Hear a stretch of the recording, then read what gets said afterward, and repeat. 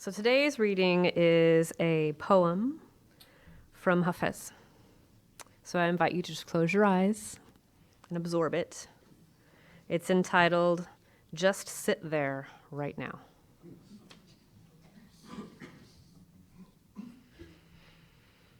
Just sit there right now. Don't do a thing. Just rest. For your separation from God is the hardest work in this world.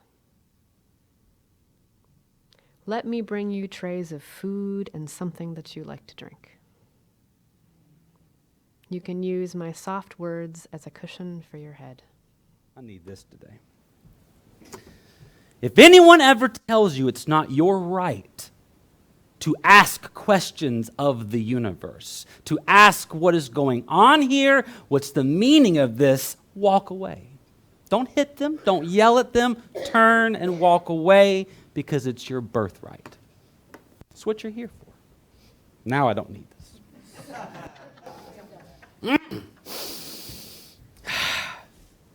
I just want to look at you. Man.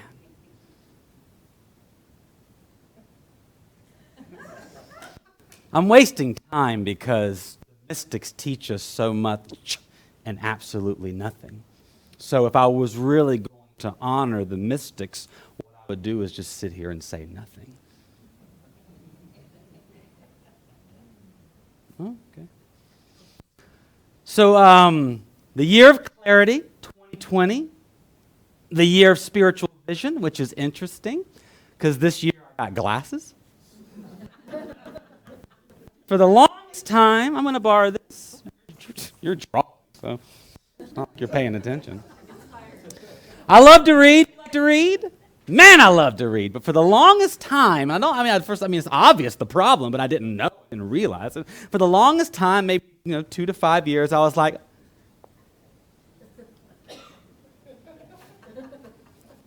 like that's normal.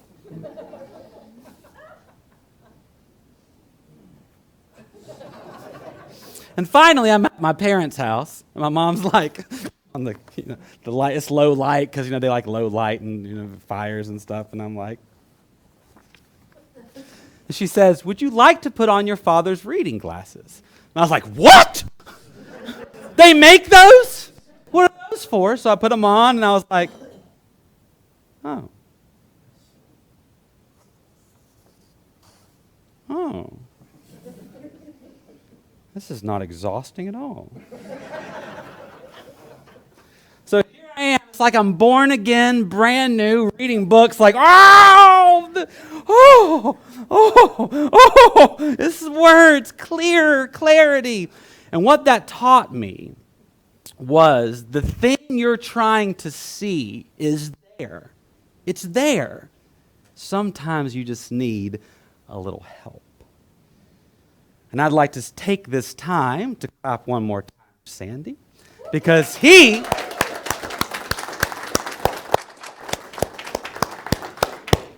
because this morning you were my glasses, because you helped me to see what's already there. It's right in front of my face, but this morning you were my spectacles, because walking in I'm like, and then I heard you sing and I'm like, oh, it's here. That's my job to be a spectacle. Or is it to be spectacles? So what do you like? What do you like? What do you like to do? What do you like? What gets you going? What gets you moving? Seriously, what do you like? Music! Music gets me moving. When I hear a good song, I'm like, what else do you like? What do you like? What gets you going? What's that thing that when you see it, eat it, taste it, touch it, feel it, see it, hear it, that says, yes, that's it? Love. Love. Who said love? No? What the thing? And she rolls her eyes. Behind every good man, there's an eye roll. Sports. The whole football. That's next weekend. Do y'all like the sports? We're here on a Sunday. We don't like the sport. For me, I like a lot of things. Good food, a hug, a good TV show, a good movie. For me, It's this. It's this. When I read something, like the Hafitz poem this morning, I read something and God is echoed. I'm like, yeah. I'm like, yeah. When I hear music that puts a new framework on this ineffable reality, I'm like, yes.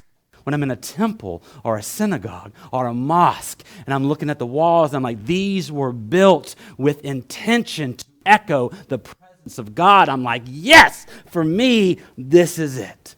For me, this is my football, my food, my music. I love all of this. And all of this begins with the mystic.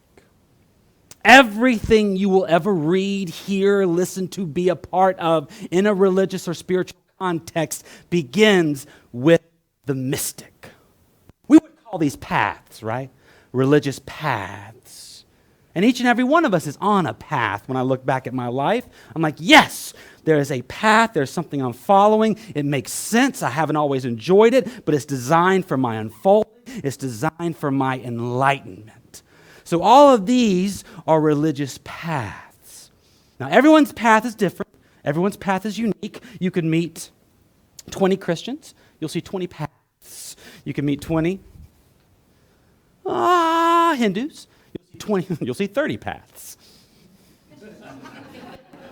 They're not good with math. Each of these are paths, and what the religious paths mean is that there are similarities among us because we're human beings experiencing the same God.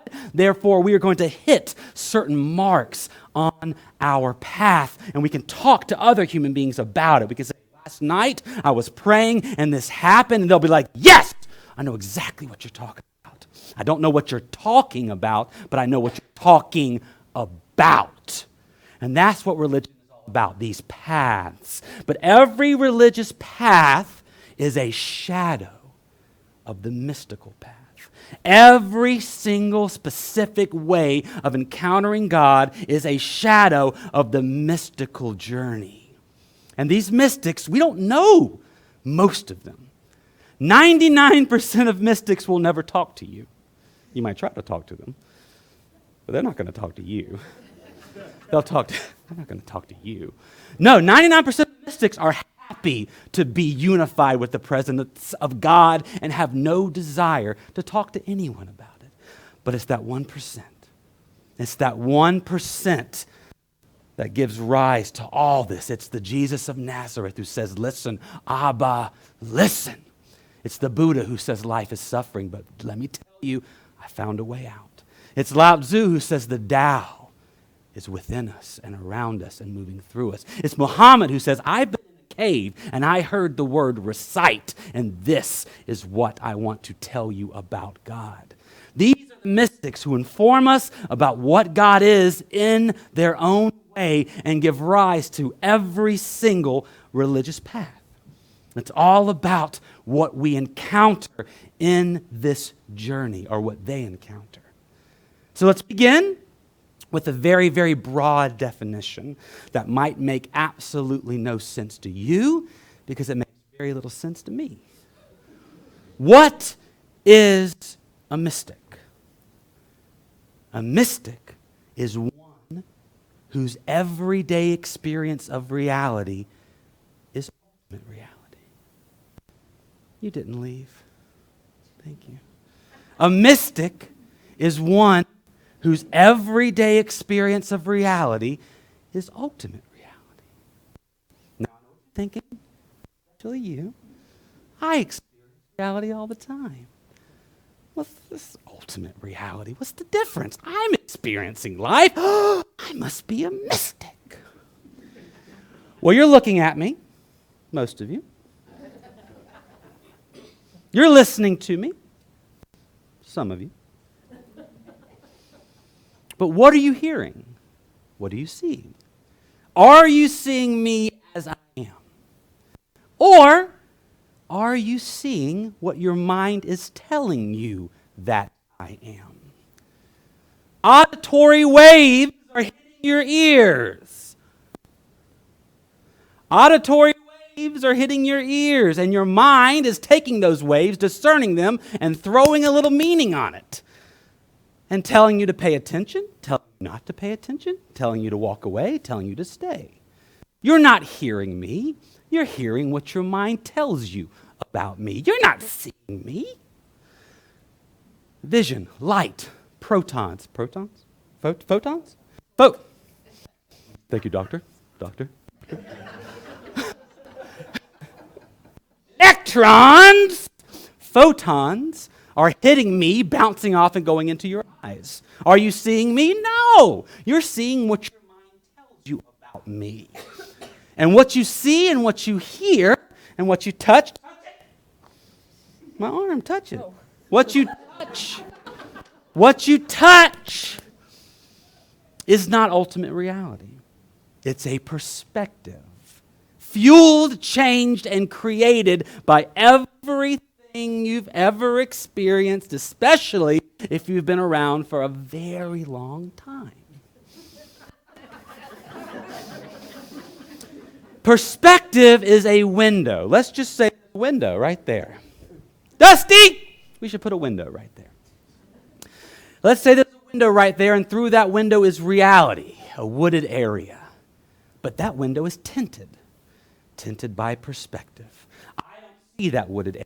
I see a tinted version of that wooded area. I see a perspective, and perspective changes and fuels everything. We're pretty judgmental as people, would you say? I like the murmur. Not everyone else is, not me. But he's reaching deep. I wish Sandy was still singing. We're pretty judgmental. You know where judgment comes from? Perspective. Because when you walk in the room, I already know who you are. Because my tinted window shapes you and brings it, I know her. Oh, I've met so many like her.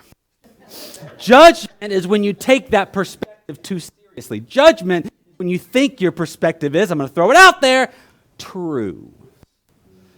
But that is not ultimate reality. That's not what's beyond the window pane. The mystic has no window. For the mystic, that window has been shattered. And today, we're going to walk. You don't have to get up. To metaphorically walk the mystical path and see just how they get there.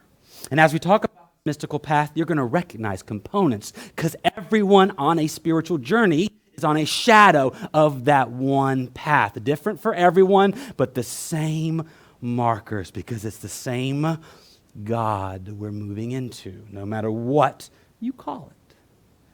Step one, the spiritual experience. Step one, the experience of God. We all walk around and we see trees. We hear music. We shake hands with neighbors. We work, we play, we work, we play, we work, we play, repeat. But every once in a while, we have an experience that transcends these particulars. Maybe you're in a wooded area and you're walking and you see a deer. No, let's use yours. Let's use your experience. Stand up and tell us what you saw the other day. Pay attention! What you saw the other day. A short video of a man walking into a temple, and he stops, and there's a deer there, and he bows to the deer, and the deer bows back to him. That could be, if you're paying attention, that could be a spiritual experience. Because there's a man bowing to a deer outside a temple. Those are the particulars. That's probably not what you saw if you allowed it to reach you. You probably saw through those particulars into something different. Man bows to deer, deer bows back. What? You could be listening to music. I had one this morning. You could be listening to music and there's something within the notes. There's something within the song. Something when Sandy reaches that, that just pulls you in and you go through it. And there you are. It could be in a temple, a synagogue. It could be religious text because that's what they're designed to do. They're designed to facilitate that experience. But the spiritual experience, the experience of God, is when we see through the particulars of reality And there we are, face to face with something we can't describe.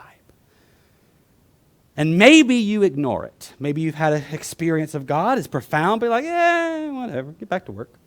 Maybe you see the video of the man and the deer, like, man and deer, whatever. Maybe you're drawn back there. Like, you know what? This wooded area, there's something sacred about it. I need to go back. And you return there. Maybe you return there day after day, and it becomes a spiritual discipline, because that's where I experience God. That's where I see through reality. That's where the veil, what the Hindus call Maya, the veil of illusion that separates us from reality, opens just a little bit. And there it is. The mystic begins with the same experience, but it's different in degree. For the mystic, for the one on the mystical path, that initial experience of God is so powerful, is so profound, that a part of that window cracks. A part of that veil, a part of that perspective, a part of that thing that keeps us from seeing ultimate reality shifts just a little bit, cracks just a little bit. And once it cracks, it ain't going back. Yeah, that's good, right? Yeah. Once it cracks, it ain't going back. Once you see through that perspective, once you realize that the veil is merely a veil, and the mystic does this, you may leave the wooded area, the music may stop, but you carry it around with you for the rest of the day. And now you're looking at life. Clean windows. Do you have clean windows at your house? Let's pretend for a moment you have clean windows in your house. So I'm going to ask again, and you just say yes. Do you have clean windows in your house? Yeah, I have clean windows in my house. Yeah. I don't judge my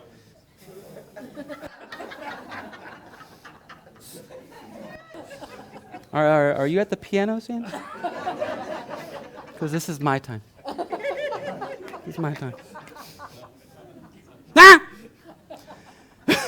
If you get a speck on that window, if you get a little crack on that window, every time you look out the window, that's what you're going to see. Oh,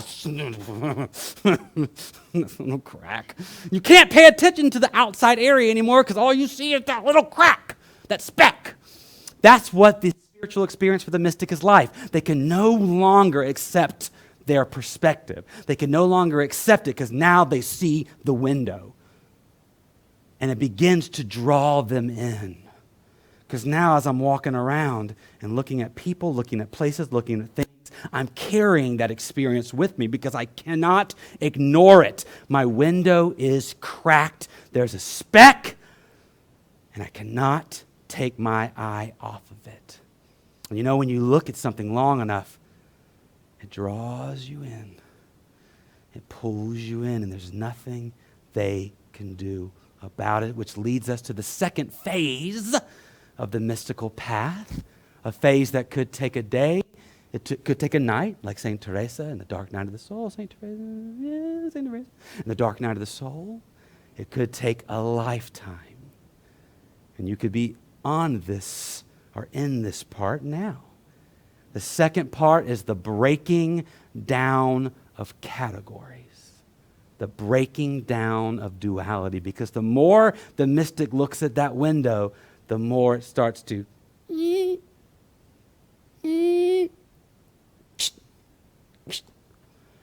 perspective. Have we talked about perspective yet? You don't. Check your notes. Oh, you're not taking notes. Perspective is fueled by duality. All perspective, the way we see the world, is fueled by duality. Everything is dual. Good and evil. Some things are good, some things are evil. That's duality. It's a category. Some things in this category, some things in this category. Beauty and ugliness. Those are categories, and it's dual. One is in this column, one is in this column. Work and play. I'm at work now. I'm at play now. I'm at work now. I'm at play now. Duality. And the ultimate duality. I am me and you are you. I am me and you are you. All of our categories, all of our perspective is ruled by duality. But for the mystic, once they see the crack and they can't take their eyes off of it and they are drawn into it, those categories begin to break down. What is beauty? What is ugliness? Is there such a thing? Or is all of this a miracle? Broken. Am I at work or am I at play? Or is that just the way I describe it? Is it all action? Is it all doing? And I'm the one who calls this doing this and this doing this. What is good? What is bad? Are those judgments? Where do those judgments come from? Slowly over time, the window starts to shatter. And each time a part breaks off, it's a death. And then there has to be a resurrection. Because once the duality of beauty and ugly break down, and once that dies, the mystic has to accept that death and be reborn into a world where there is no beauty and ugliness. There is just life. Once work and play break down, the mystic walks into a business like, what is this? Why do I call this work? Because I'm getting paid for it? Because there's money involved? This is action. What is this different than walking in the woods? Why is this different than cooking? Why is this different than painting? Effort exerted, action, death, and resurrection. And like I said, sometimes you come up to one of these because remember, all of our spiritual paths are shadows of the mystical path. We have an experience of God, and if we go back to the woods, if we engage that experience over and over and over again, if you keep on coming here, eventually those categories will be challenged if you let them. This could take a lifetime because eventually you're going to come up to a category you don't want to, I want to say, mess with. I wanted to say, you're going to come up to a category you don't want to mess with. Like, no. There's good, there's bad. Leave that alone. And for the mystic, this could take a lifetime. I could walk around with that crack and say, you know what? I can't accept that final category. But if you let it happen, it will shatter on its own. It's not that I have to hit it. It will shatter on its own because the categories are perspective. The categories are an illusion that we create to make sense of all of this. So one by one, the mystic dies. And one by one, the mystic is reborn into a world without categories, without labels, where everything begins to look different and the same until they reach what I call the third stage, stages, and that's the threshold. Remember I said 99% of mystics you'll never hear from. Well, of the mystics, I'd say 99% can't cross this threshold. The final threshold is the threshold most of us will never cross because it is the final death. As the categories begin to shatter, as we break down the illusion of duality, we come face to face with the final illusion, face to face with the final barrier between you and the all, and that is the illusion of the self. Face to face with the veil that says, I am separate from all that is. The final thought that perhaps my fingers, my toes, my body, my personality, everything I think about myself that is collected in the mosaic called the ego, perhaps all of that is just like a cloud in the sky. Shifting, changing, moving, dissolving. Maybe everything I think I am is just what I think I am. And the mystic stands right there on the final threshold, facing the final chasm to step off and let go of the singularity of the self, the I that separates. And if they're brave enough, and most of us aren't, and that's okay, but if the mystic is brave enough, they will step into the final unknown, and the last shard of glass on that window will fall. No more window, no more perspective, just life.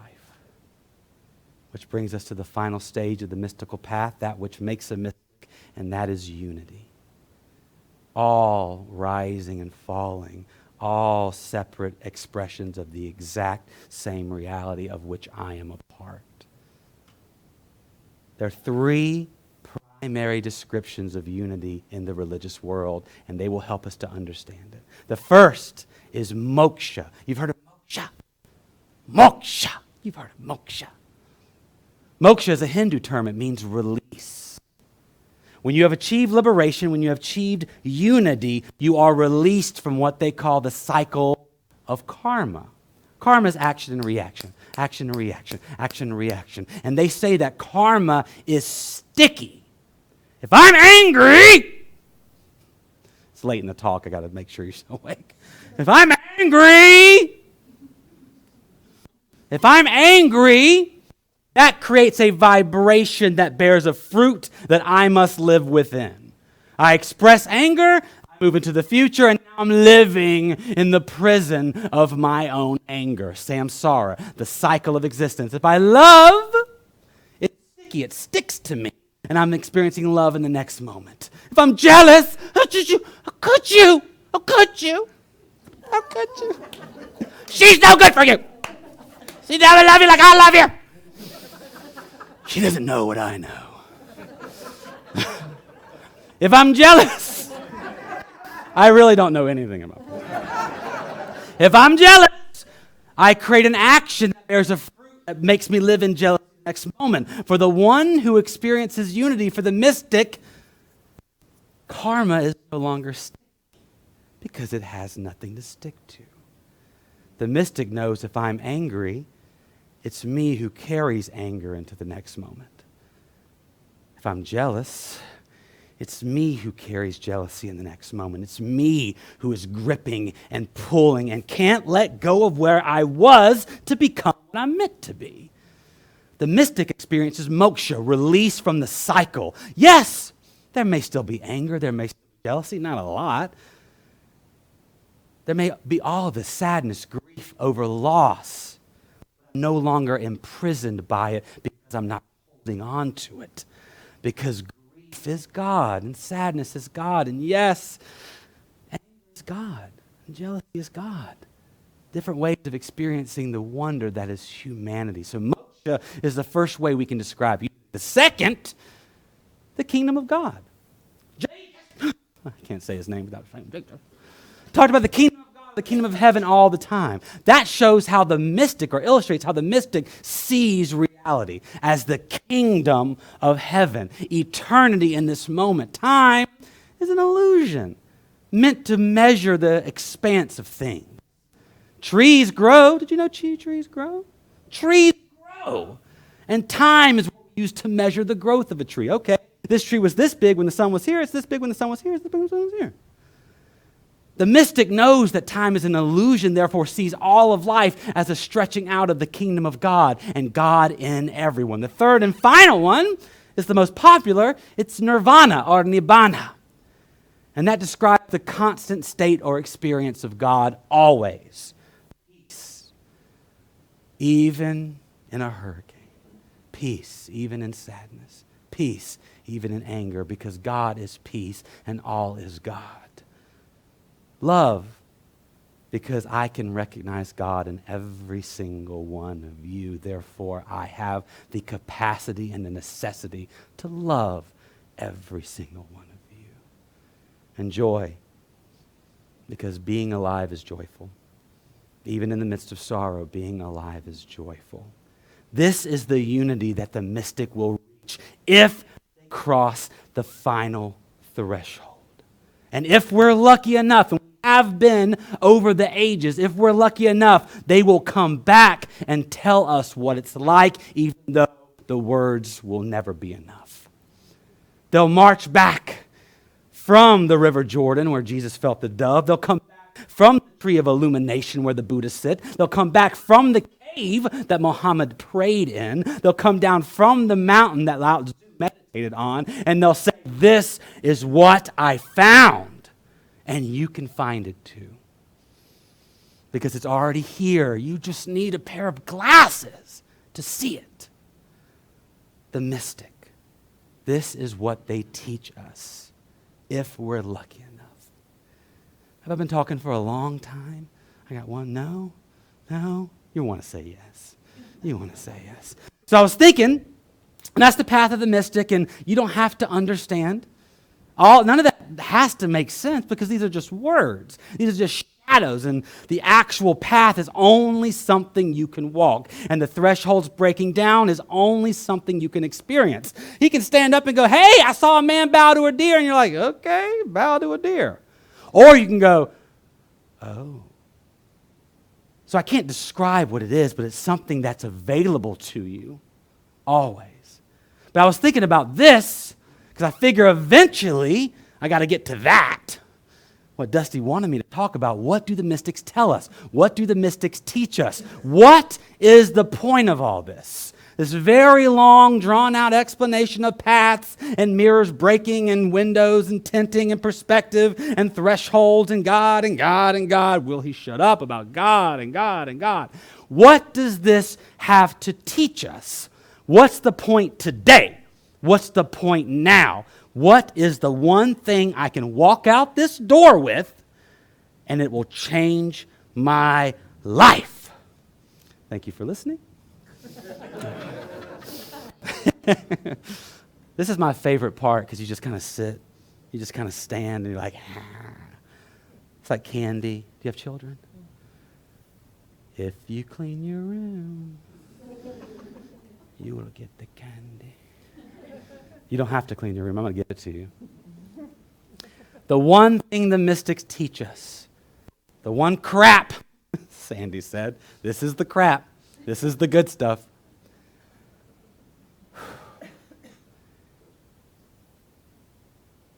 There is nothing to fear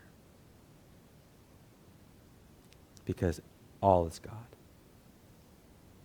Period. That's it. Hey, bird. Wicked, bowing to a deer. How cool is that? There is nothing to fear. Yes, you're living your life, and yes, there will be all the shades, the rainbow of humanity, which involves pleasure, pain, sorrow, grief, joy, happiness, all of it. There is nothing to fear. Fear is a way we react to the unknown. It's all known. Everything you encounter is God, period. Not only the good stuff, not only the stuff that benefits me, all of it. And there's nothing for you to be afraid of. That's what I want you to take with you today. Forget the rest. It doesn't matter. There's nothing for you to be afraid of. This week, I want that to be your mantra. I have nothing to fear. And instead of praying out today, I want that to be our mantra. So everyone, I would like for you to close your eyes.